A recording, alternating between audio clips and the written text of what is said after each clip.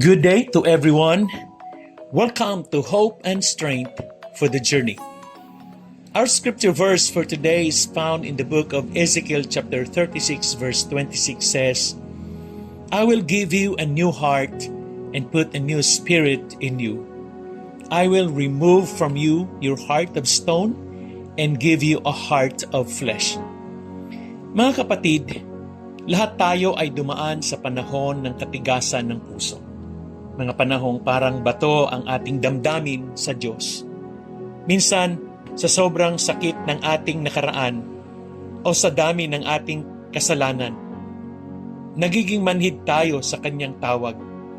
Pero may magandang balita, sabi sa Ezekiel chapter 36 verse 26, bibigyan ko kayo ng bagong puso at bagong spirito.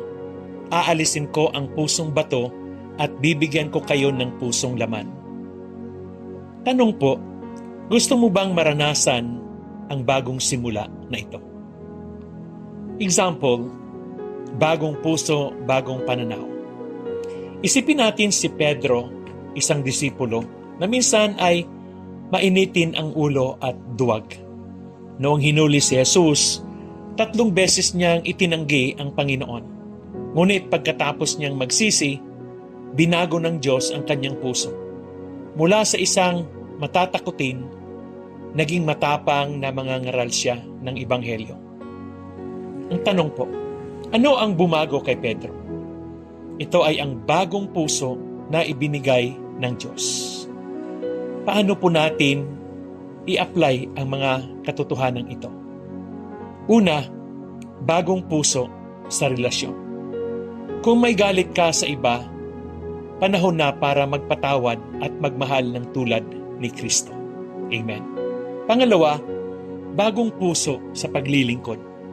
Maging bukas palad sa pagtulong at pag-aalay ng iyong oras sa Diyos.